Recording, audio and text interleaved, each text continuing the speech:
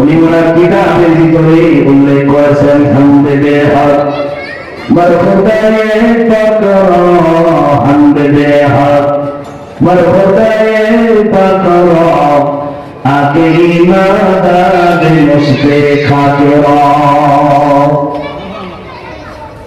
আল্লাহ বলেন, হে দুনিয়ার মানুষ, হে বিশ্ব জগতের মানুষ, প্রশংসা আল্লাহ করবা, দোয়া করবা যে আল্লাহ তোমাকে আমাকে কথা বলার শক্তি দিয়েছেন, যে আল্লাহ তাআলা এক মুষ্টি মাটির থেকে তোমাকে আমাকে আল্লাহ মানুষের রূপে সংকলিত করেছেন। বলেন সুবহানাল্লাহ।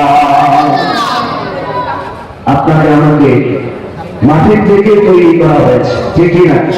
মানব জাতিকে কিসের থেকে সৃষ্টি করা হয়েছে? বলেন, মাটির থেকে।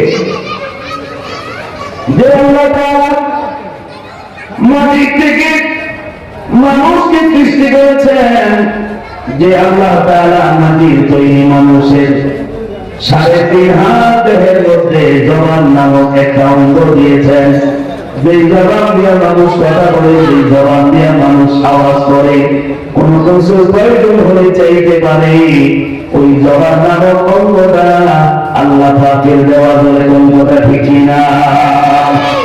ওদের প্রশংসা যদি করতেই হয়, ওই আল্লাহ তাআলার প্রশংসা করতে হবে।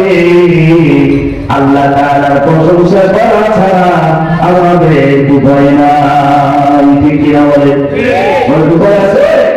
উপায় না। শুধু সেখানে আল্লাহ তাআলা নেই, আপনার আমার 3.5 হাত বডির মধ্যে আরো অন্যান্য অঙ্গ প্রত্যঙ্গ আছে, আছে না? চোখ আছে, কান আছে, হাত আছে, পা আছে, কিডনি আছে, আমার ভাইয়েরা এগুলো আছে না? নাই। আজকে তুমি এই 2 চোখ দিয়ে দেখো, এই 2 চোখ আল্লাহ পাকের দেওয়া, ঠিক কি না? বলেন। আজকে আমরা চোখ দিয়ে আমি আমার নিজেকে দেখতে পাই, আজকে আমার চোখ দিয়ে আমি আমার মাকে দেখতে পাই, আজকে আমার চোখ দিয়ে আমি আমার বাবাকে দেখতে পাই, আমি আমার সন্তানকে দেখতে পাই, আমি আমার স্ত্রীকে দেখতে পাই, আমি আমার আত্মীয় স্বজনকে দেখতে পাই, আমি আমার বন্ধু বান্ধবকে দেখতে পাই। এত সুন্দর দুনিয়া, এত সুন্দর পৃথিবী আল্লাহ তাআলা বানিয়েছেন। আসমান বানিয়েছেন, চন্দ্র বানিয়েছেন, সূর্য বানিয়েছেন, পাহাড় বানিয়েছেন, সাগর বানিয়েছেন, নদী সমুদ্র বানিয়েছেন, আমার ভাইয়েরা ঝর্ণা দ্বারা এগুলো বানিয়েছেন।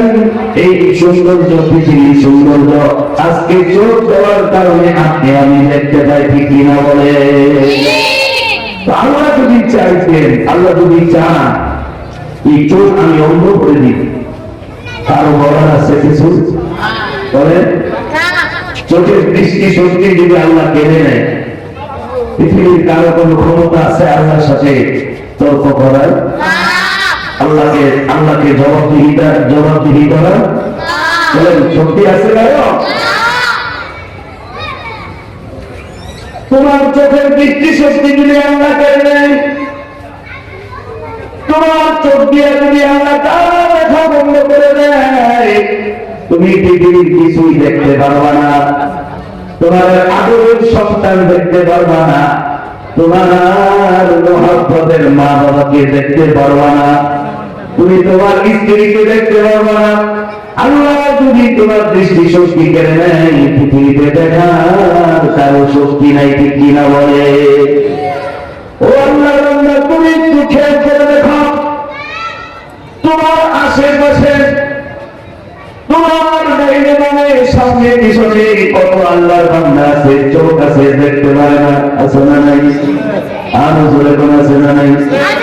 অনেক মুরব্বী বাবা আছে, চোখের দৃষ্টি শক্তি শেষ হয়ে গেছে, আছে না? এখন আর আগের মতো দেখতে পারে না, আছে না? আগের মতো এখন আর কি করতে পারে না, দেখতে পারে না। তো যে আল্লাহ চোখের দৃষ্টি শক্তি দিয়েছিল, ওই আল্লাহ তাআলা আমার চোখের দৃষ্টি শক্তি নিয়ে গেছে, ঠিক না?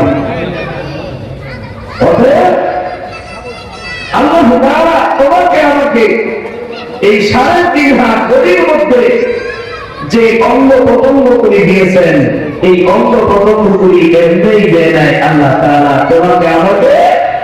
আল্লাহ তাআলা আমানত স্বরূপ দিয়েছেন। বলেন কি স্বরূপ? আওয়াজ করে বলেন কি স্বরূপ? আমানত স্বরূপ দিয়েছেন। যে আল্লাহ চোখ দিয়েছেন তোমার বডির মধ্যে, তোমার দেহের মধ্যে, এই চোখ তোমার কাছে আমানত। যে আল্লাহ তাআলা তোমাকে 2টা কান দিয়েছেন, এই 2টা কান তোমার কাছে আল্লাহ আমানত রাখছেন। যে আল্লাহ তাআলা তোমাকে জবান দিয়েছেন, এই জবান তোমাকে আল্লাহ তাআলা আমানত স্বরূপ দিয়েছেন। যে আল্লাহ তাআলা তোমাকে 2টা হাত দিয়েছেন, এই 2টা হাত আল্লাহ তোমাকে আমানত স্বরূপ দিয়েছেন। যে আল্লাহ তাআলা তোমাকে 2টা পা দিয়েছেন, এই 2টা পা আল্লাহ তাআলা আমানত স্বরূপ দিয়েছেন।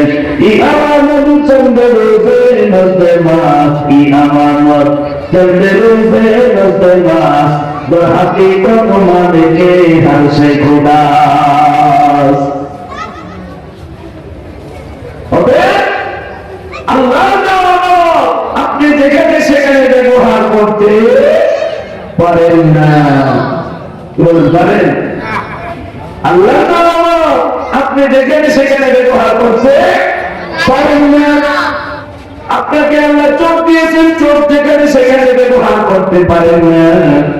আল্লাহ তাআলা আপনাকে কান দিয়েছে, কান যেটা শুনতে মনে চায়, যেটা সেটা শুনতে মনে চায়, ওইটা সেটা শুনতে পারবেন না। ঠিক কিনা বলেন?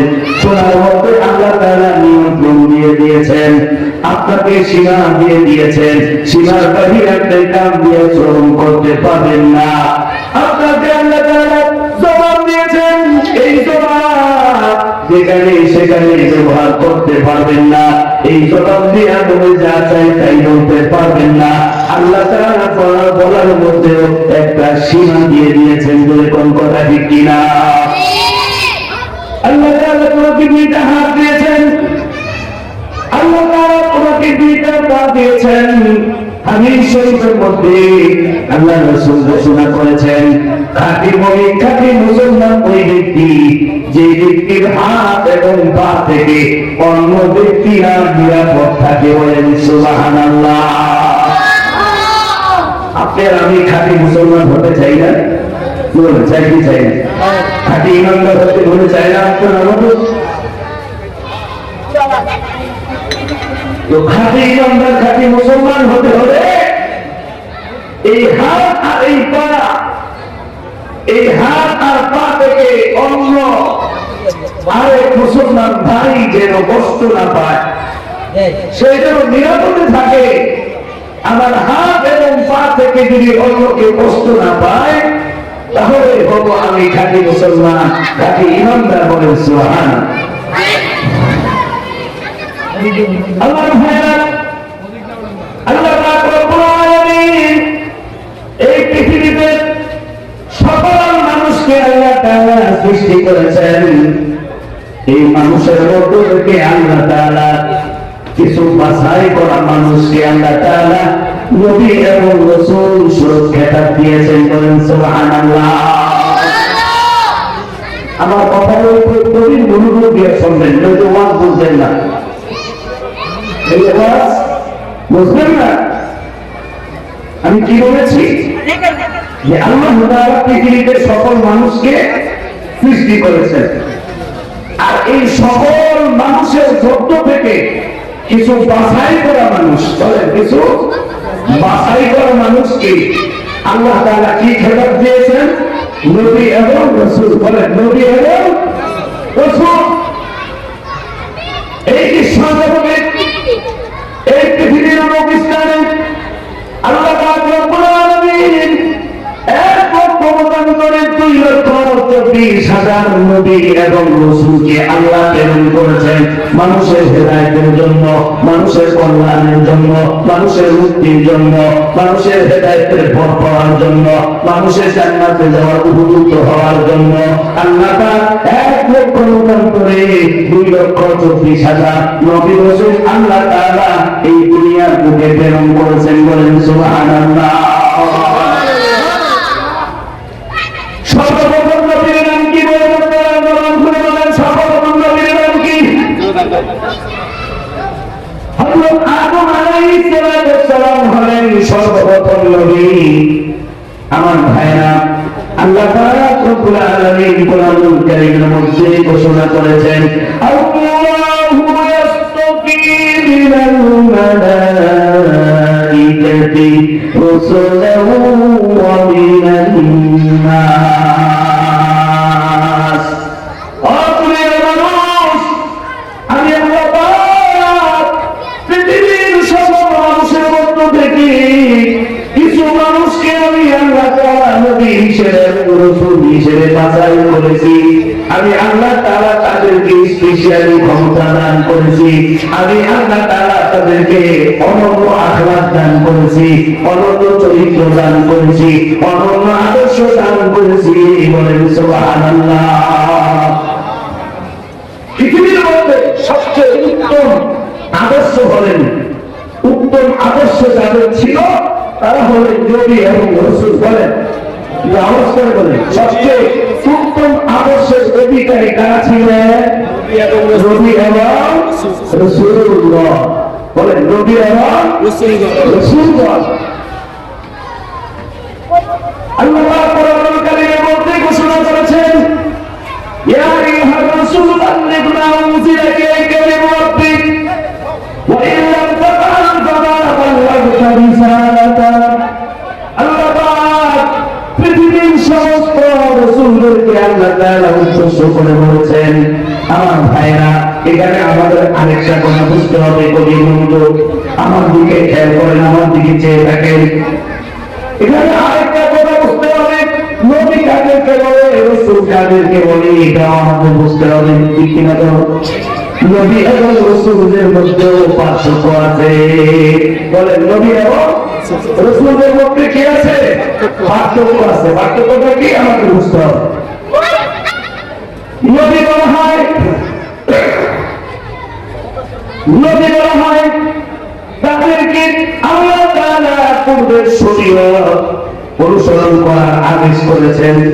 পূর্বের শরীয়ত অনুসরণ করার আদেশ করেছেন। অর্থাৎ পৃথিবীতে একাধিক নবী বিদ্যমান ছিল, 10 জন, 5 জন, 2 জন নবী এরকম বিদ্যমান ছিল। সবার শরীয়ত এক ছিল। সবাইকে আল্লাহ তাআলা পূর্বের শরীয়ত, পূর্বের নিয়ম নীতি আদর্শ অনুসরণ করার জন্য যে আদেশ করেছেন, ওই আদর্শওয়ালা যারা ছিল তাদেরকে বলা হয় নবী। বলেন তাদেরকে কি বলা হয়? নবী। যাদেরকে নতুন শরীয়ত দেওয়া হলো না, পূর্বের শরীয়ত অনুসরণ করার আদেশ করেছেন আল্লাহ তাআলা। পুরাতন শরীয়ত যাদেরকে দেওয়া হয়েছে তারা হলেন নবী। আর আল্লাহ পাক যাদেরকে নতুন শরীয়ত দান করেছেন, অর্থাৎ আগের শরীয়ত দিলেন, নতুন শরীয়ত চালু, এরকম নতুন শরীয়ত তাদেরকে দেওয়া হয়েছে, তাদেরকে বলা হয় রাসূল। তাদেরকে বলা হয় কি? বলে রাসূল। আমাদের নবী, নবী এবং রাসূল, আমাদের নবীকে আল্লাহ তাআলা নতুন শরীয়ত দান করেছেন। বলেন সুবহানাল্লাহ। আমাদের নবীর পূর্বের নাম ছিল, নবীর নাম ছিল হযরত ঈসা আলাইহিস সালাম। এই ঈসা আলাইহিস সালামকেও আল্লাহ তাআলা রাসূল হিসেবে ঘোষণা করেছিলেন, আসমানী কিতাব দিয়েছিলেন। কিন্তু তারপরেও আমাদের নবী যেহেতু সর্বশেষ নবী, আমাদের নবী বলে আর কোন নবী নাই। আমাদের নবী হলেন বিশ্ব নবী, আমাদের নবী হলেন নবীদের নবী, আমাদের নবী হলেন রাসূলদের রাসূল, আমাদের নবী হলেন সর্বশ্রেষ্ঠ রাসূল। যেই নবীকে আল্লাহ তাআলা না বানাইলে কোন কায়নাত হতো না। যেই নবীকে আল্লাহ তাআলা হাবিবুল্লাহ উপাধি দান করেছেন, যেই নবীকে আল্লাহ তাআলা আল্লাহর মাহবুব বন্ধু হিসেবে ঘোষণা করেছেন, যেই নবীকে আল্লাহ তাআলা এই রজব মাসে নিজের সান্নিধ্যে নিয়ে গেছেন। আমার ভাইরা, আল্লাহ তাআলা নবী এবং আল্লাহ তাআলার সাথে একেবারে সরাসরি কথা হয়েছে। বলেন সুবহানাল্লাহ। সুবহানাল্লাহ। একেবারে সরাসরি কি হয়েছে? কথা হয়েছে। অর্থাৎ মেরাজ হয়েছে। বলুন কি হয়েছে? মেরাজ হয়েছে। বর্তমানে আমরা যেই মাসে আছি রজব মাস, বলেন কি মাস? এই রমজান মাস। এই মাসে কিন্তু নবীজি মেরাজ করেছে, বলেন সুবহানাল্লাহ। কি করেছে বলেন? মেরাজ করেছে। মেরাজ অর্থ হলো উত্তরগমনে আল্লাহ তাআলার সান্নিধ্যে গিয়ে আল্লাহর সাথে সাক্ষাৎ করেছেন। আল্লাহর সাথে সাক্ষাৎ করে আমার ভাইরা মানুষের জন্য আল্লাহ তাআলার কাছ থেকে নবীজি স্বয়ং নিজে একটা হাদিয়া নিয়ে আসছেন। নিজের চোখে জান্নাত দেখে আসছেন, নিজের চোখে জাহান্নাম দেখে আসছেন, নিজের চোখে কবরের আযাব দেখছেন, নিজের চোখে জাহান্নামের মধ্যে কি কি শাস্তি দেওয়া হয়, কোন পাপের কারণে কি কোন ধরনের শাস্তি, আর জান্নাতের মধ্যে কেমন কেমন নিয়ামত দেওয়া হবে। আমার ভাইরা এই সব কিছু যিনি সচক্ষে দেখে এসেছেন তিনি আর কেউ নয়, তিনি হলেন আপনার নবী, আমার নবী, সমস্ত নবীদের নবী, বিশ্ব নবী জনাবে মুহাম্মদুর রাসূলুল্লাহ সাল্লাল্লাহু আলাইহি ওয়াসাল্লাম। বলেন সুবহানাল্লাহ। আমার ভাইরা, ও আমার চলেন মুসলমানদের নবীরা, ও আমার গভীর মনোযোগ দিয়ে বুঝতে হবে এই পৃথিবী আল্লাহ তাআলা সৃষ্টি করেছেন। এই পৃথিবীর মানুষকেও আল্লাহ তাআলা সৃষ্টি করেছেন। সমস্ত মানুষদের মধ্য থেকে আল্লাহ তাআলা কিছু মানুষকে বাছাই করেছেন নবী এবং রাসূল হিসেবে। এই নবী এবং রাসূল দুনিয়াতে কেন আগমন করেছেন? আল্লাহ তাআলা কেন তাদেরকে নবী এবং রাসূল হিসেবে আল্লাহ ঘোষণা করেছেন? কেননা তাদের একটা আলাদা দায়িত্ব ছিল। নবীদের দায়িত্ব ছিল আল্লাহ মানুষদেরকে, যারা আল্লাহকে চিনে না, যারা হেদায়েতের পথ চিনে না, যারা সিরাতুল মুস্তাকিমের পথ চিনে না, যারা দ্বীন মানে না, যারা ইসলাম মানে না, যারা আল্লাহর একাত্মবাদকে বিশ্বাস করে না, যারা তাওহীদকে মানে না, এই তাওহীদহীন মানুষগুলোকে আল্লাহর একাত্মবাদ অবিশ্বাসকারীদেরকে তাদের দিলের ভিতরে, তাদের অন্তরের ভিতরে কিভাবে আল্লাহর একাত্মবাদ তাওহীদকে ঢোকানো যায়, মানুষের কিভাবে তাওহীদের বিশ্বাসী বানানো যায়, এই তাওহীদের বিশ্বাসী বানানোর জন্য আল্লাহ পাক এক ক্ষমতান করে 2,24,000 নবী এবং রাসূল আল্লাহ তাআলা এই দুনিয়ার বুকে প্রেরণ করেছেন। বলেন সুবহানাল্লাহ। আচ্ছা, সর্বপ্রথম নবী হলেন বাবা আদম আলাইহিস সালাম, সর্বশ্রেষ্ঠ নবী হলো মুহাম্মদুর রাসূলুল্লাহ সাল্লাল্লাহু আলাইহি ওয়াসাল্লাম। নবীদের সিরিয়াল শেষ। এবার আল্লাহ তাআলা আসমানি গ্রন্থ খুতবার বিপরীতে আয়াতে কারিমা আমি তেলাওয়াত করেছি।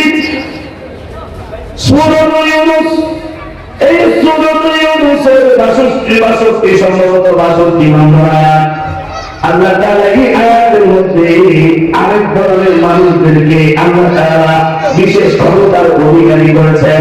আল্লাহ তাআলা তাদেরকে মর্যাদা দিয়েছেন, আল্লাহ তাআলা তাদেরকে রাজ্য দিয়েছেন। বলেন সুবহানাল্লাহ। আর তাদের নাম হলো আউলিয়া আল্লাহ, আল্লাহর বন্ধু, আল্লাহর মহব্বতের মানুষ। বলেন সুবহানাল্লাহ। ওলির বহু বছর আউলিয়া, ওলির বহু বছর আউলিয়া।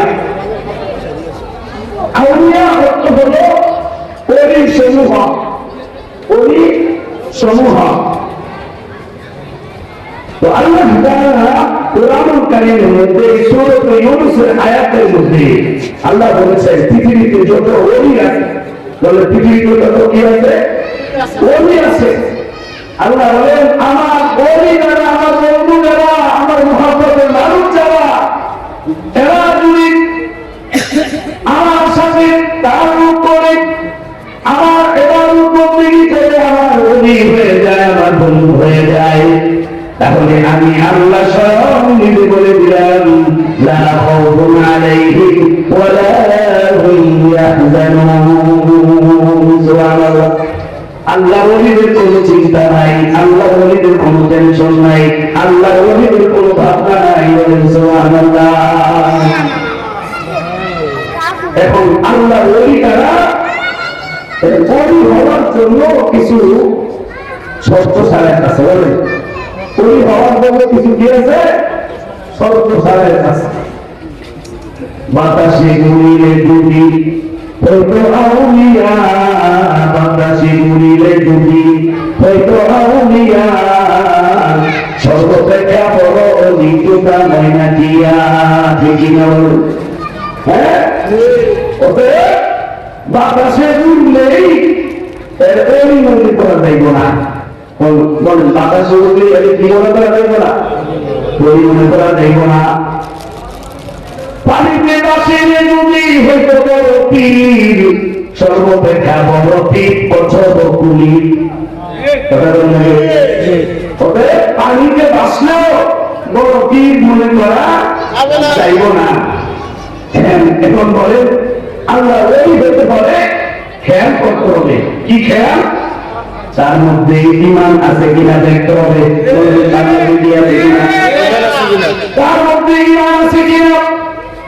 আমার ভারত সূরা ইউনূসের মধ্যে আল্লাহর ওলিদের প্রশংসা আল্লাহ বলেছেন।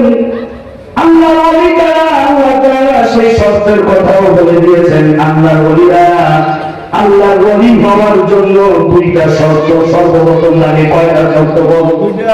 বলে কয়টা? দুইটা। আল্লাহর ওলি হইতে গেলে সর্বপ্রথম ঈমান লাগবে। বলেন কি লাগবে? ঈমান। আল্লাহর ওলি হওয়ার জন্য সর্বপ্রথম কি দরকার? ঈমান দরকার। ঈমান ছাড়া কেউ কখনো আল্লাহর ওলি হইতে পারে না। বলেন ঠিক না?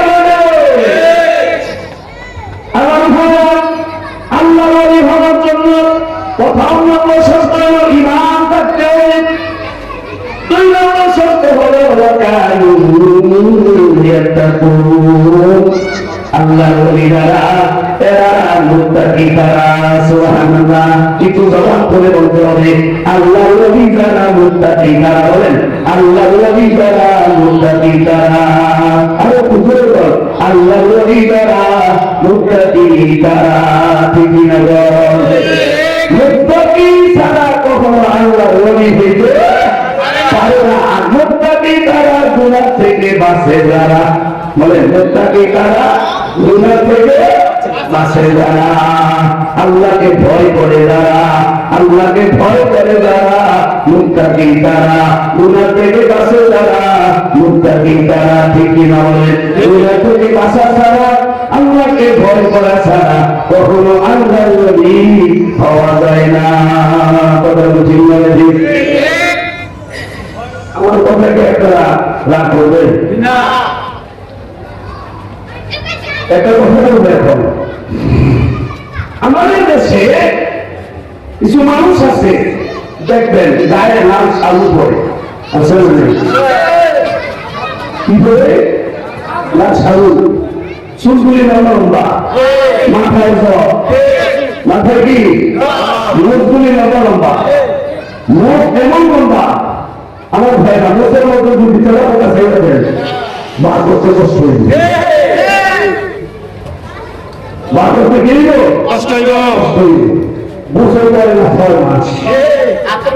গোসল করে না কয় মাস? 6 মাস ধরে গোসল করে না। হাতে পায়ে যে রোগ কাটে না। আমার কথা জবাব দিবেন, একটা শরীর জবাব দিয়ে। যেই লোকটা 6 মাস গোসল করে না, সেই লোকটার মুসলমান লম্বা, সেই লোকটার গায়ের মধ্যে দুর্গন্ধ আসে, এই লোকটাকে আল্লাহ ওলি হইতে পারে না। কি জবাব দিয়ে বলেন? হ্যাঁ,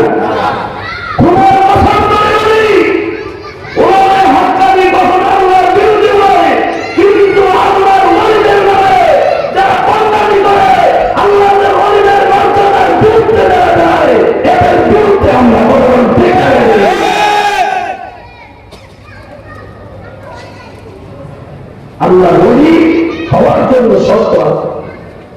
আজকে যে এই যে ওয়াজ মাহফিল আমার ভাইয়েরা দিয়েছেন, এরা অনেক ভাগ্যবান। কেন ভাগ্যবান? আজকাল যে ওলির নামে মাহফিল, উনি কিন্তু সাধারণ সাধারণ ওলি না। বলেন সুবহানাল্লাহ। জগৎ বিখ্যাত ওলি। বলেন কি বিখ্যাত ওলি? জগৎ বিখ্যাত ওলি। আমার ভাইয়েরা হযরত খাজা মঈনুদ্দিন চিশতি রাহমাতুল্লাহি আলাইহির জন্মস্থান হলো ইরান। কোথায়? ইতিহাস বলে আমরা অবশ্যই ইতিহাস জানি না। ওই যে চিনে কান নিছে না আরে চিনে তোমার কান নিছে আগে কান হাত দিয়ে দেহ কান না আসিনি এখন দুধ দিবা কথা ঠিক না রে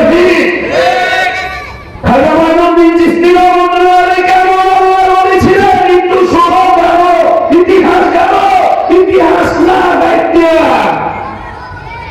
এই খাজা মাইনুদ্দিন চিশতির নামে যারা বদনামি করে কবর যাওয়ার পরে ডুবে আসবে কথা বল ঠিক না রে খাজা মাইনুদ্দিন চিশতিকে জানো তুমি যার হাতে 90 লক্ষ মানুষ কালিমা পড়ে মুসলমান হয়েছে বলেন সুবহানাল্লাহ খাজা মাইনুদ্দিন চিশতি রাহমাতুল্লাহ আলাইহি মুসলিম হয়ে গেলেন 1141 খ্রিস্টাব্দে যার জন্ম কত সালে বলেন বলে বল 1141 খ্রিস্টাব্দে যার জন্ম আমার ভাই 1141 খ্রিস্টাব্দে জন্ম হওয়ার পর শিক্ষা জীবন লাভ করে খাজা মাইনুদ্দিন চিশতি রাহমাতুল্লাহ আলাইহি 20 বছর পর্যন্ত ওনার উস্তাদের কাছে ওনার পীরের কাছে থেকে আধ্যাত্মিক জগতের শিক্ষা লাভ করে আমার ভাইরা 1192 খ্রিস্টাব্দে ইরান থেকে ভারতবর্ষে আজমির নামক স্থানে আগমন করেছেন সুবহানাল্লাহ কথা বুঝেছে উনি হওয়ার জন্য সাধনা করেছেন কত বছর 20 বছর 20 আর ওনার পীরের নাম হলো খাজা উসমান হারুনি রাহমাতুল্লাহ আলাইহি বলেন ওনার উস্তাদের নাম কি ওনার পীরের নাম কি খাজা উসমান হারুনি রাহমাতুল্লাহ আলাইহি ওনার কাছে 20 বছর থেকে চিল্লাকাশি করে আধ্যাত্মিক জগতের শিক্ষা লাভ করে এই আধ্যাত্মিক জগতের লাইনে আধ্যাত্মিক ক্ষমতার অধিকারী যখন হয়েছেন ওনার মাথার ভিতরে একটা ব্যথা হচ্ছে বলেন কি হচ্ছে ব্যথা কি ব্যথা বলে আমি নামাজ পড়ি রাতে উঠে আল্লাহ জিকির করি কোরআন তেলাওয়াত করি আমার ভাইরা খাজা মাইনুদ্দিন চিশতি রাহমাতুল্লাহ আলাইহি উনি চিন্তা করতেছেন আমি 24টা ঘন্টা আল্লাহর সাথে আমার তাআল্লুক আল্লাহর সাথে আমার সম্পর্ক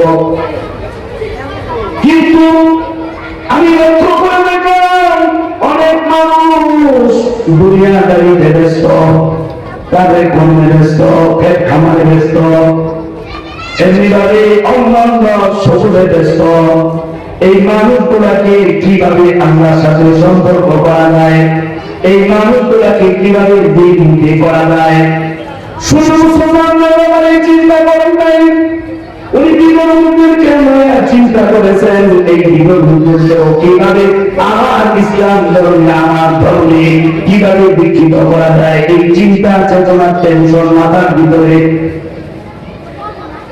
একদিন দুই দিন এরকম কয়েকদিন পর উনি যখন সারারাত ইবাদত বন্দেগী করে শেষ রাতে তাহাজ্জুদ করে ওনার ঘুম চলে আসছে একটু কাইলিয়া বললেন ঘুমের মধ্যে ওনার তন্দ্রা চলে আসলো এমন সময় তুমি খেয়াল করে দেখেন ওনাকে কে জানি রাখতেছে জায়গায় কেমন বলতেছে ও মাইনুদ্দিন ও মাইনুদ্দিন তোমার মাথার ভিতরে যে চিন্তা যে টেনশন আমি বুঝতে পেরেছি ও মাইনুদ্দিন আমি মুহাম্মদুর রাসূলুল্লাহ তোমাকে আদেশ করলাম তোমাকে অনুমতি দিলাম এই ইরান থেকে তুমি ভারতবর্ষে চলে যাও সুবহানাল্লাহ সে বললেন স্বয়ং নবীজি সবচেয়ে দূরে খাজা মাইনুদ্দিন চিশতি রাহমাতুল্লাহ আলাইহি আদেশ করলেন ও মাইনুদ্দিন তোমার এই মাথার চিন্তা তোমার এই মাথার টেনশন দূর হবে আমি নবী তোমাকে আদেশ করলাম দাও এই ইরান থেকে তুমি ভারতবর্ষে চলে যাও এই 92 খ্রিস্টাব্দে উনি ইরান থেকে সেই ভারতে আব্দুল নামক স্থানে চলে আসলেন। ওইখানে এসে সাথে করে ওনার কিছু সাধুদেরকে নিয়ে আসলেন।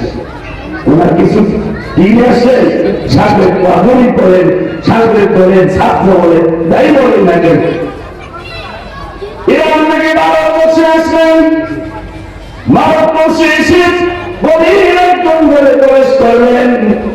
গভীর জঙ্গল দিয়ে হাঁটতেছেন। নামাজের সময় হয়ে গেছে, নামাজ আদায় করবেন। এখন নামাজের জন্য ওযু করে দেন, ওযু করতে হলে পানির প্রয়োজন। ছাত্রীদেরকে ডাক দিয়া বললেন, ও ছাত্রীরা থামো, এখন নামাজের সময় চলে যাচ্ছে, নামাজ পড়তে হবে। নামাজ পড়ার জন্য ওযুর প্রয়োজন, ওযুর জন্য পানির প্রয়োজন। তোমাদের কারো কাছে পানি আছে কিনা? সবাই বলল না, না আমাদের কাছে পানি নাই। তোমাদের কারো কাছে রোদা আছে কিনা? বলে হ্যাঁ রোদা আছে। বলে যাও জঙ্গলের চারপাশে কুইরা যেখানে পানি আছে ওখান থেকে রোদা দিয়া পানি নিয়ে আসো, আমি মহিলাদের ওযু করবো, ওযু করে নামাজ আদায় করবো। পানি আনার জন্য রোদা দিয়ে জঙ্গলের বর্ষে চলে গেলে হাঁটতে হাঁটতে হাঁটতে হাঁটতে জঙ্গলের শেষ প্রান্তে গিয়া দেখে বিশাল একটা সাগর দেখা যায়। আর ওই সাগরটাকেই বলা হয় আইনা সাগর। সাগরটাকে কি বলা হয়? আইনা সাগর।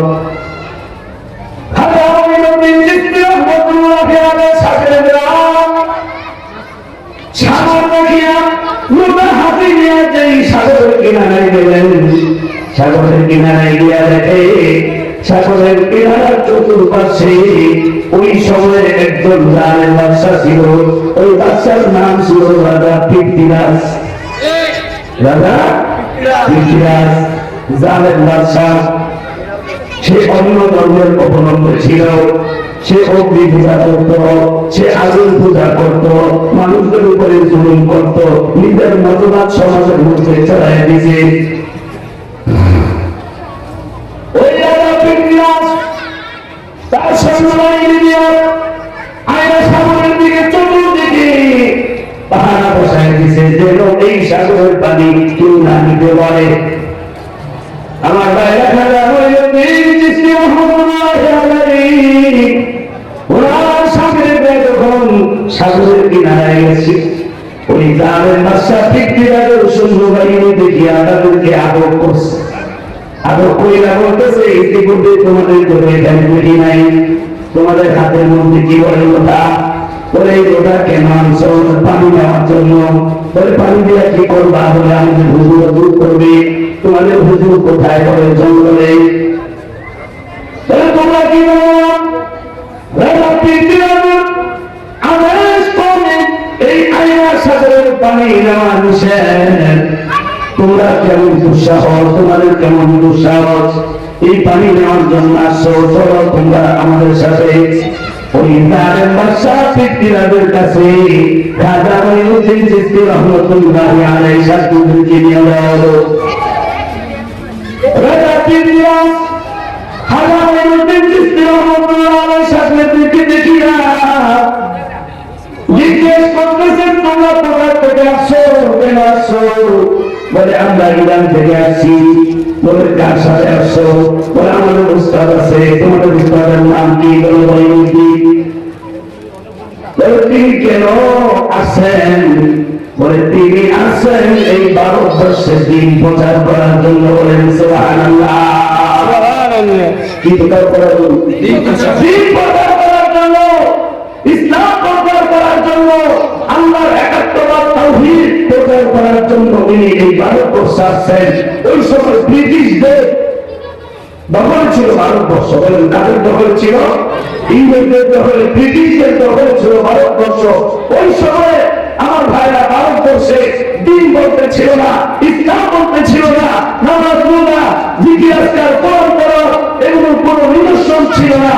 ওই ভারতবর্ষে খাজা মঈনুদ্দিন চিশতি রাহমাতুল্লাহি আলাইহি ভারতবর্ষের লোকদেরকে দিনের দিকে আনার জন্য, ইসলামের দিকে আনার জন্য, আল্লাহ মানুষগুলোকে আল্লাহ ওয়ালা বানানোর জন্য তিনি ভারতবর্ষে আক্রমণ করেছে।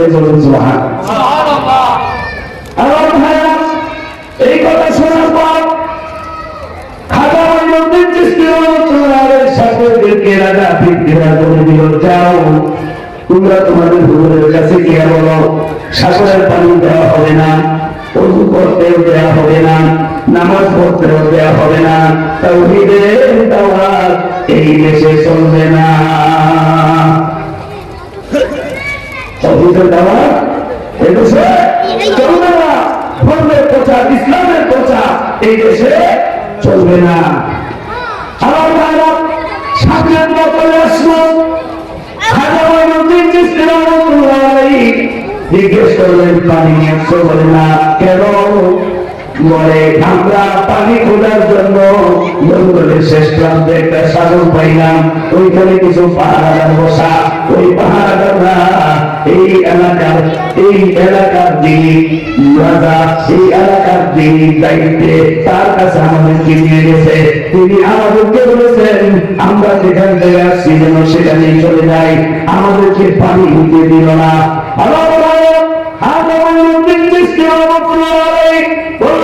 তোমরা তোমাদেরকে পানি দেয় নাই, আচ্ছা ঠিক আছে।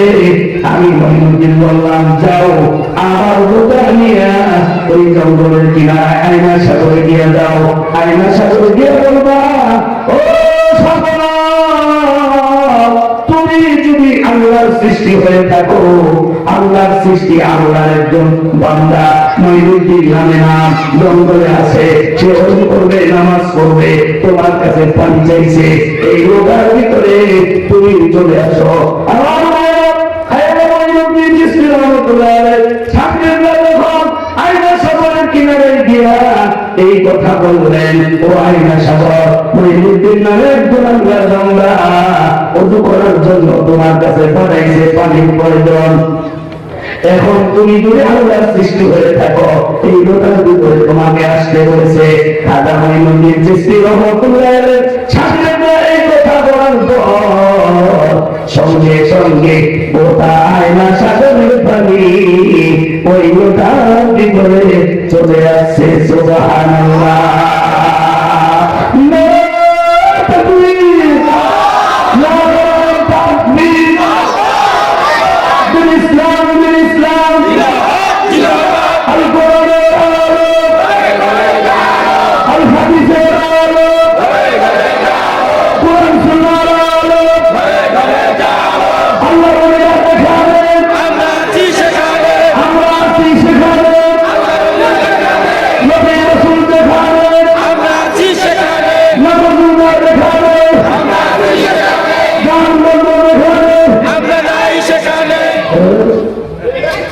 থাকবেন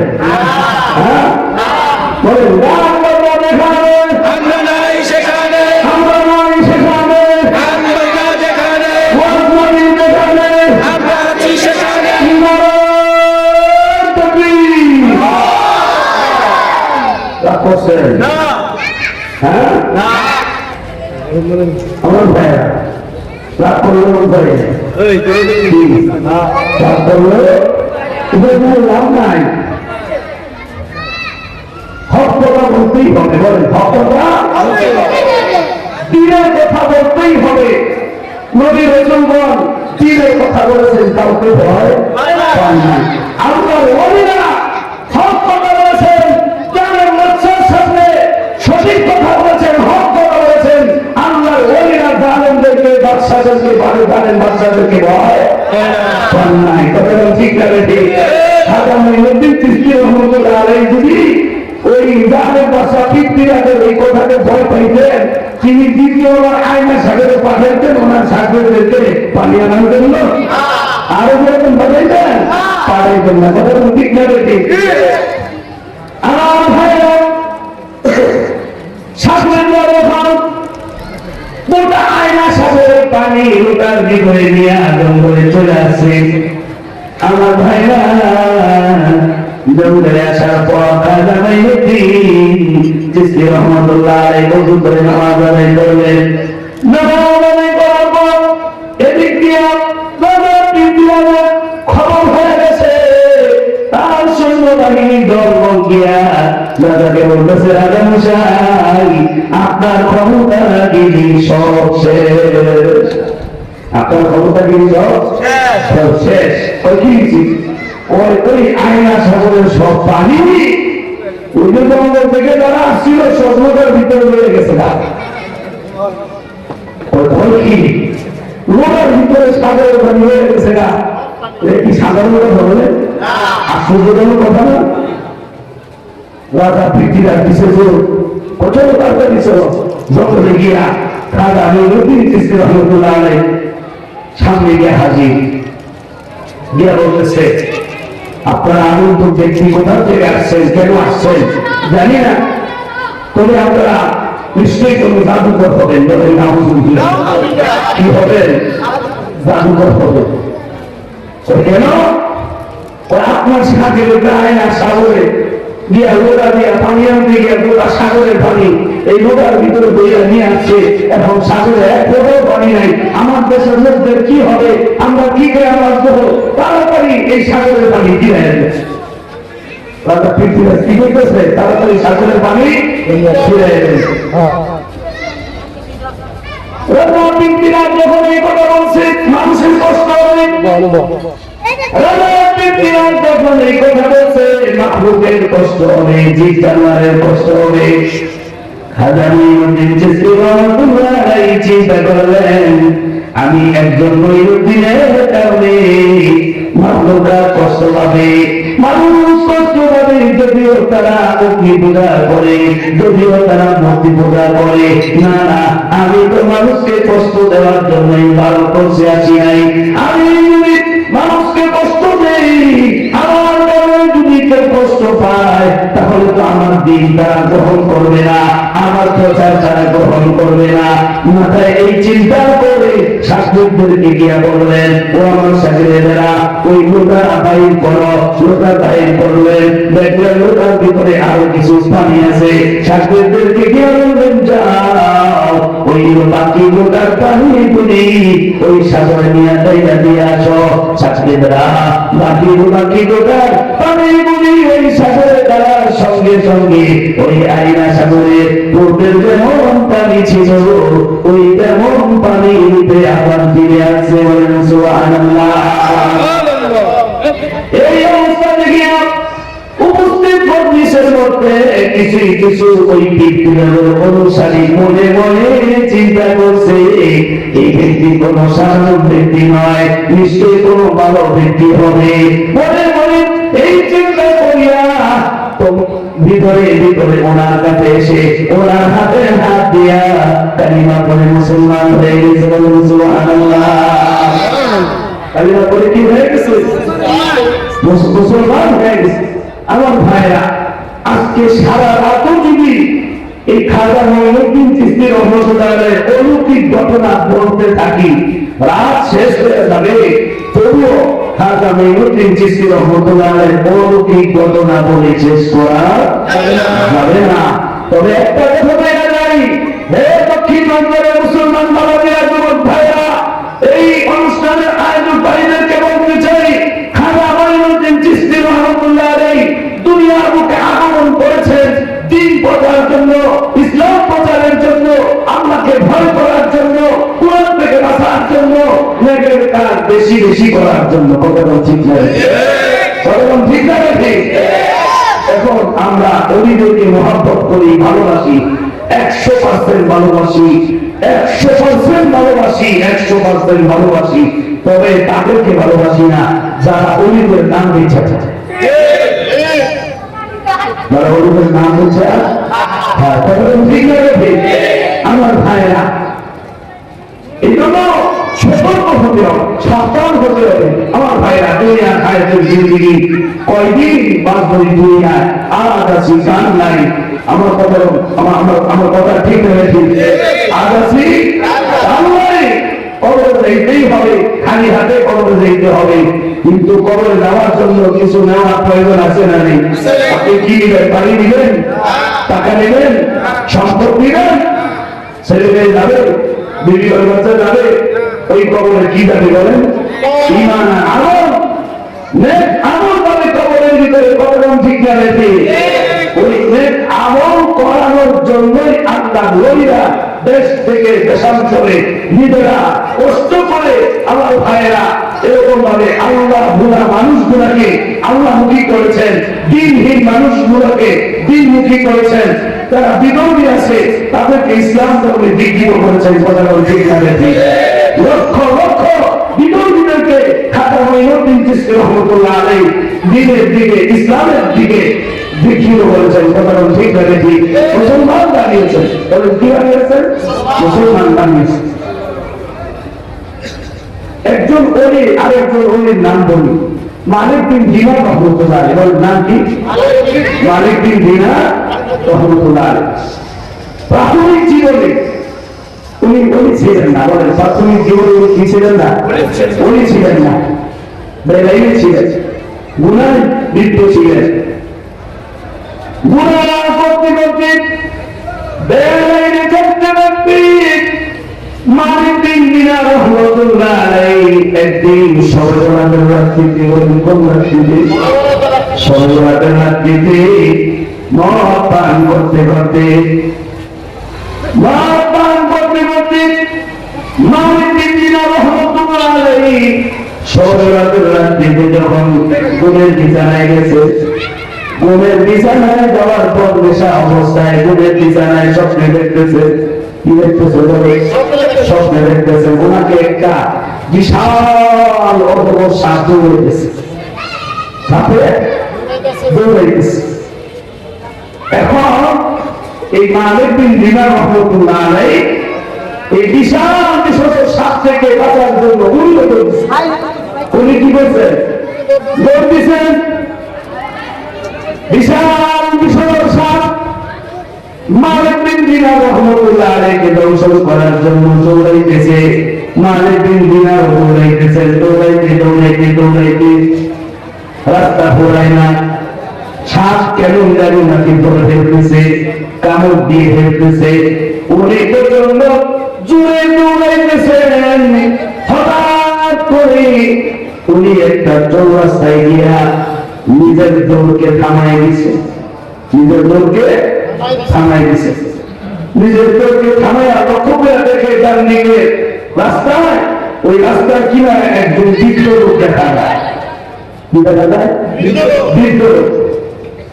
মালিক বিন দিনার রহমতুল্লাহ আলাইহি ডান পাশে রাস্তার দিকে খেয়াল করে দেখে একজন বৃদ্ধ লোক দীর্ঘ শূন্য অবস্থায় বসা। উনি ডাক দিয়ে বলেন, বাবা আমাকে বাঁচাও, আমাকে হেল্প করেন। বলে, কি হয়েছে তোমার? বলে, বিশাল সাপ আমাকে কামড় দেওয়ার জন্য, আমাকে দংশন করার জন্য আমাকে আমার পিছু নিয়েছে, আমাকে দাওয়া করতেছে। এই সাপ থেকে আমি বাঁচতে পারতেছি না। মালিক বিন দিনার রহমতুল্লাহ আলাইহি ডাক দিয়ে বলে, ও আল্লাহর বান্দা, তোমাকে যে সাপে দৌড়াইতেছে, বলে আমি বৃদ্ধ লোক এতই দুর্বল, বলে আমিও তোমাকে ওই সাপের থেকে বাঁচাইতে পারবো না। তবে আমি তোমাকে একটা পরামর্শ দিয়ে দেই, তুমি ডান দিকের রাস্তা অবলম্বন করো, এই রাস্তা দিয়ে দৌড়াইতে থাকো, ডান দিকের রাস্তা দিয়ে দৌড়াইতে থাকো, দেখো কোন সাহায্য পাও কিনা। মালিক বিন দিনার রহমতুল্লাহ আলাইহি ওই বৃদ্ধ লোকের কথা শুনিয়া তিনি তো কিছু সাহায্য করতে পারলেন না, কিন্তু পরামর্শ দিয়ে দিলেন, ডান দিকের রাস্তায় যান। উনি ডান দিকের রাস্তায় গেলেন, দৌড়াইতেছেন। দৌড়াইতে দৌড়াইতে রাস্তার শেষ প্রান্তে দিয়া দেখে একটা ছোট্ট কুড়ের ঘর দেখা যায়। ওই কুড়ের ঘর পর্যন্ত দৌড়াই গেছেন। দৌড়াইয়া যাওয়ার পর ওই কুড়ের ঘর থেকে ছোট্ট একটা শিশু বাচ্চা বের হয়েছে। বের হইয়া মালিক বিন দিনার রহমতুল্লাহ আলাইহি দেখার সাথে সাথে ওনাকে আবার হইয়া ডাক দিয়া নিয়ে ওনার কোলে বসে সুবহানাল্লাহ।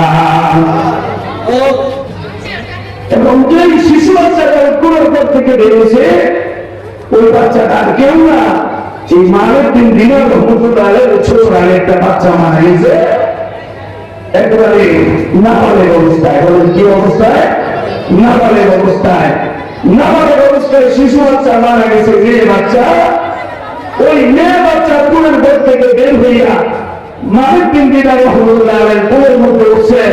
উঠার পর উনি চাইয়া দেখে পিছন দিকে সাপ ফেলে গেছে, বিশাল সাপ ফেলে গেছে, আর সামনে অগ্রসর হয় না।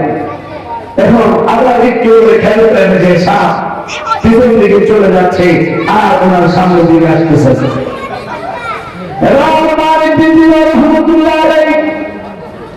ওই সুস্থ শিশু বাচ্চাকে ডাক দিয়ে বলেন, ও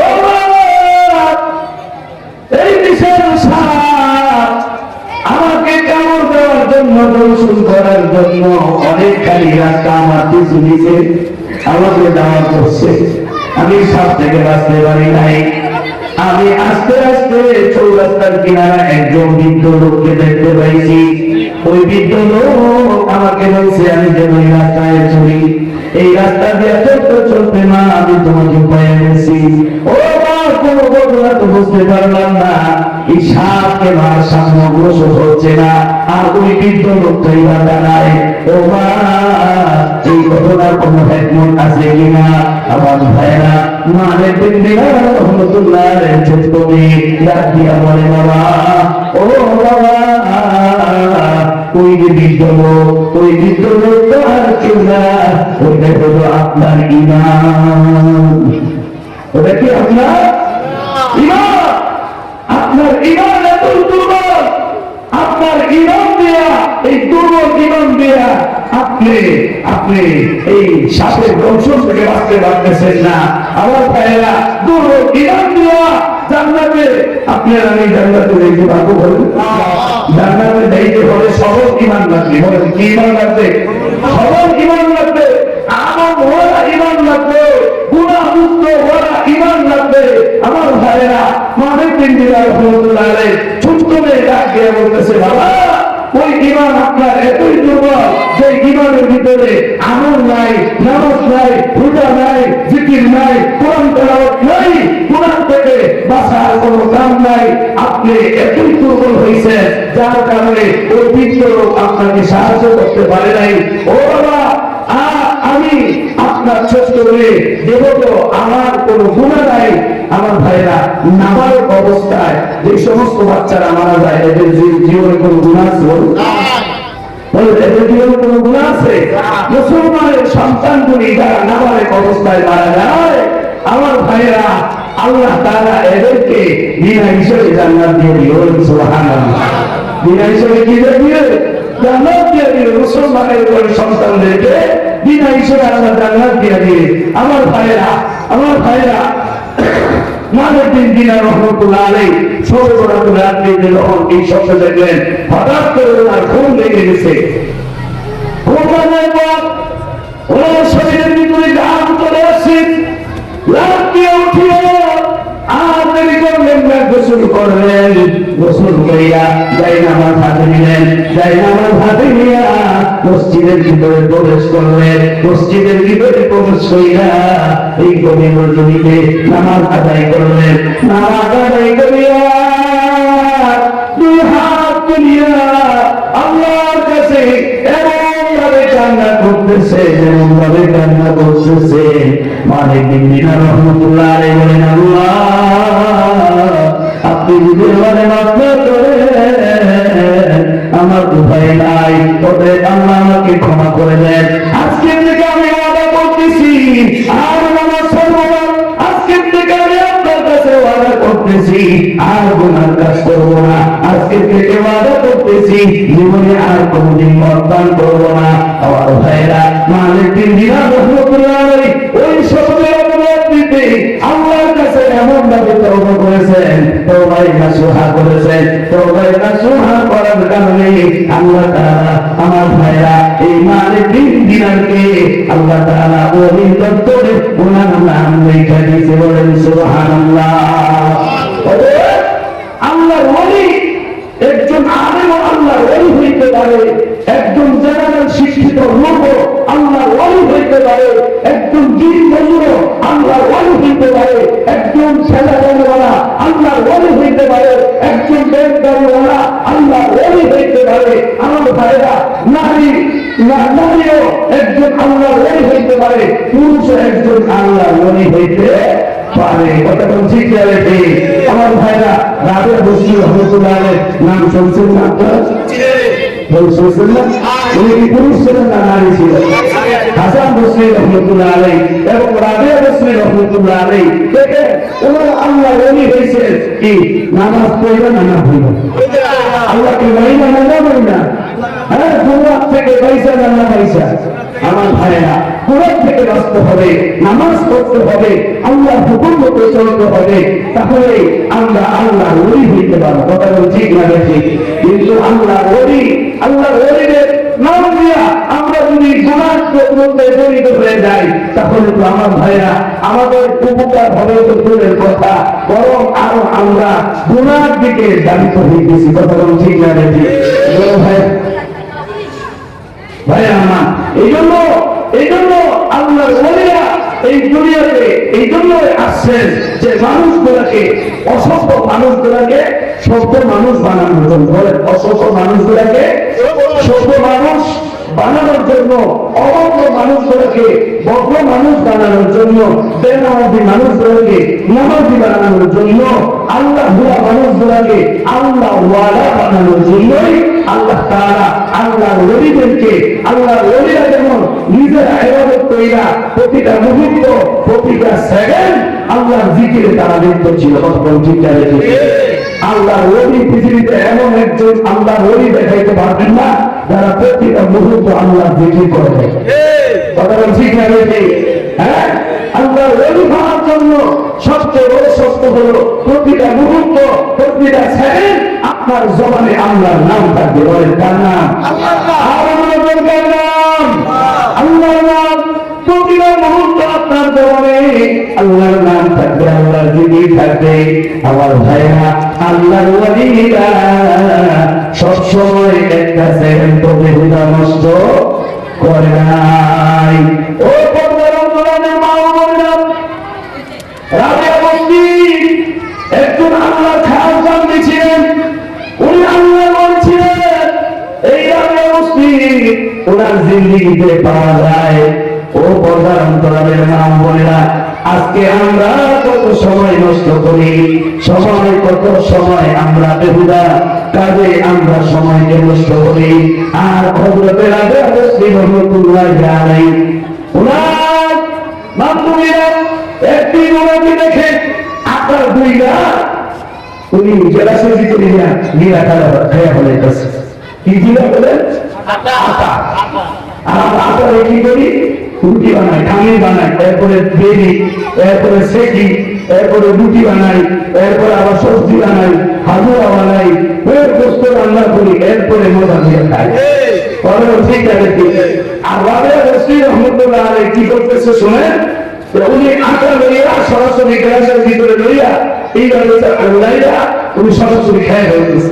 বান্ধবীরা বলতেছে, যে বান্ধবী, তুমি তো ইচ্ছা করে একটু সময় ব্যয় কইরা এবারে খামির বানায় না রুটি বানাইতে পারো, এরপরে তুমি সবজি রান্না কইরা একটু মজা কইরা খাইতে পারো। হ্যাঁ, কিন্তু তুমি জানা কইরা এই আটারে এইভাবে কইরা কি জন্য খায়া ভালো? আমার ভাইরা, হযরত রাবেয়া বসরি রাহমাতুল্লাহি আলাইহি রাম বলতে, ও আমার বান্ধবীরা গো, আমি এই আটাকে পানি দিয়া গুইলা খামির বানাবো, এই খামিরকে দিয়ে আবার রুটি বানাবো, এই রুটিকে সেইটা আবার আমি তাওয়ার ভিতরে দিয়া সেকো রুটি বানাবো, সবজি বানাবো, খাবো। অনেক সময়ের প্রয়োজন, অনেক সময় ব্যয় হবে। এই সময়গুলি এই আটার পিছনে দিয়া রুটি বানাবো, সেইটা আমি আনন্দ একটু মজা কইরা খাইব। ওই সময়টা আমি এই রুটির পিছনে দেয় না কইরা আমি আমার জবান দিয়া এই সময়টা আমি আমার আল্লাহর পিছনে যদি ব্যয় করি, আমি রাবেয়া অনেক বেশি উপকার হবে। বলেন সুবহানাল্লাহ। তারও ছিল মহিলা, আর বর্তমান জমানার মহিলারও মহিলা। আমাদের তো খবরই নেই। আসলে নামাজ পড়ে গিয়ে আমাদের 3 মিনিট আগে মাগরিবের নামাজ আর ফজরের নামাজ হলো ঠিক নাই এসবের নামাজের সময় তো কাপড়টা ভালো না ঠিক না ঠিক এরপরে তো আরো কত কিছু আছে বর্তমানে হ্যাঁ ফেসবুক ইউটিউব এরপরে আরো অন্যান্য কাজে করবে বিভিন্ন সিরিয়াল মিলিয়ান দেখা মা বোনেরা এবারও করার সময় পাই না কত ও বাচ্চাদের মুসলমান বাচ্চাদের মা বোনেরা আল্লাহ রাসূল সাল্লাল্লাহু আলাইহি ওয়াসাল্লাম মা বোনদেরকে জান্নাতে যাওয়ার জন্য একেবারে সহজ রাস্তা বলে দিয়েছেন ঠিক না মা বোনদের জান্নাতে যাওয়া একেবারে সহজ মা বোনদের জান্নাতে যাওয়া একেবারে সহজ মাত্র 4টা কাজ করবে বলুন কয়টা কাজ বলুন কয়টা কাজ 4টা পশ্চিম অঞ্চলের মুসলমানের মা বোনেরা আল্লাহ রাসূল বলেছেন আপনারা যদি মাত্র 4টা কাজ ঠিকমতো করতে পারেন আল্লাহ আপনার জান্নাতের যেই দরজা দিয়ে আপনারা ঢুকতে যাবেন ওই দরজা দিয়ে আপনাদেরকে জান্নাতে ঢুকিয়ে দিবেন সুবহানাল্লাহ আল্লাহ আমিরা জান্নাত হামসাহার ও পরমানন্দের নাম এই 4 কাজের মধ্যে প্রথম নম্বর কাজ 1 নম্বর কাজ হলো 5 ওয়াক্ত নামাজ আউয়াল ওয়াক্তে সময় মতো আদায় করা 1 নম্বর কাজ কি বলেন না বলবে 5 ওয়াক্ত নামাজ পড়ে তো আরে 5 ওয়াক্ত নামাজ পড়ে তো 5 ওয়াক্ত কিন্তু আমরা এলাকায় মনে হয় 7টা 1 ওয়াক্ত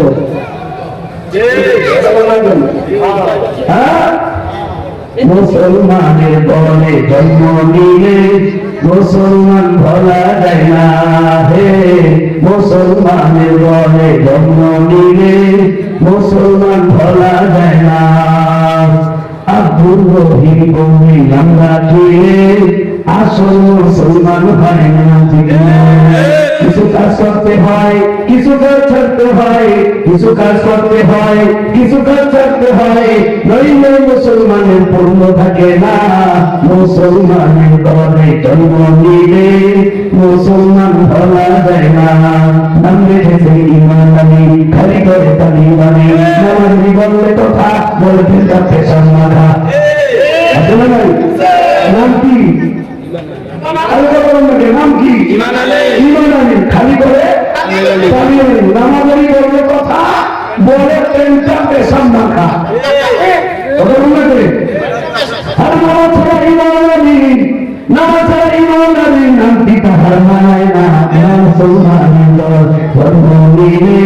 মুসলমান বলা যায় না আব্দুর রহিম বলে আমরা ছিলে আসল মুসলমান হয় না কিছু কাজ করতে হয় কিছু কাজ ছাড়তে হয় কিছু কাজ করতে হয় কিছু কাজ ছাড়তে হয় নইলে মুসলমানের পূর্ণ থাকে না মুসলমানের দলে জন্ম নিলে আসল মুসলমান হয় না নাম রেখেছে আয়েশা খাতুন ফ্যাশন করেন আমরা এলাকায় মনে হয় না নাম বন্ধুরে আছে নাম কি আয়েশা খাতুন ফ্যাশন করে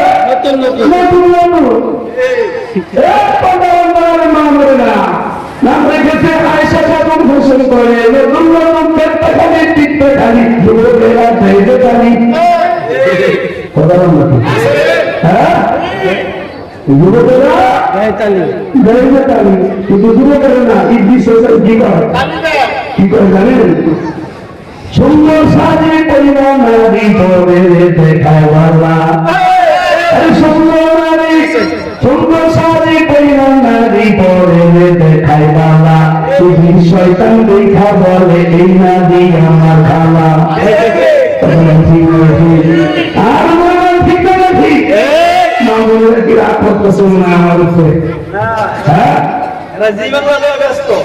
রাগ করে কি কোনো লসাসে বলেন আসল কথা বলতেই হবে আমার ভাইরা আমরা ওই হইতে হবে হইতে হবে থাকার বস্তু হইতে হবে আল্লাহর ওলিদের স্মরণে উদ্যোগে আজকের এই মাহফিল অতএব আমরা আল্লাহর ওলি কিভাবে হইতে পারবো সেই ব্যাপারে যদি আমাদের ধারণা না থাকে আমরা কি আল্লাহর ওলি হইতে পারবো বলেন পারবো না ওদের আল্লাহর ওলি হওয়ার জন্য গুনাহ ছাড়তে হবে বেশি বেশি নেকের কাজ করতে হবে ঠিক না ঠিক?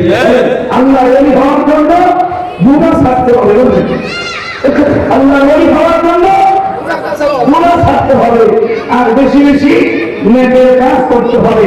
আমাদের দেশে ওলিদের নামে এখন বদনামি চলে, কথা ঠিক না রেখে ওলিদের নামে কি চলে? বদনামি চলে। ওলিদের নাম দিচ্ছা সারা রাজ্য গান বাজনা দুল বঙ্কর যারা বাজায়, এরা মুসলমান নামের কলঙ্ক, কথা ঠিক না রেখে এরা মুসলমান নামের কি কলঙ্ক। আমার ভাইরা, আগামী বাংলাদেশ ইসলামের বাংলাদেশ, বলেন আগামী বাংলাদেশ ইসলামের বাংলাদেশ। এই দেশের মুসলমানরা তাদের ঈমানকে হেফাজতের জন্য, ইসলামকে বুলন্দ রাখার জন্য এই জমিন আল্লাহ, এই জমিনের মধ্যে বিধানও চলবে আল্লাহ, বলেন এই জমিনে বিধান চলবে কার? আল্লাহ। আল্লাহ আল্লাহর জমিনে কোন প্রাকৃতিক শক্তি, শয়তানের শক্তি এই দেশে বাস্তবায়ন করতে দেওয়া হবে না।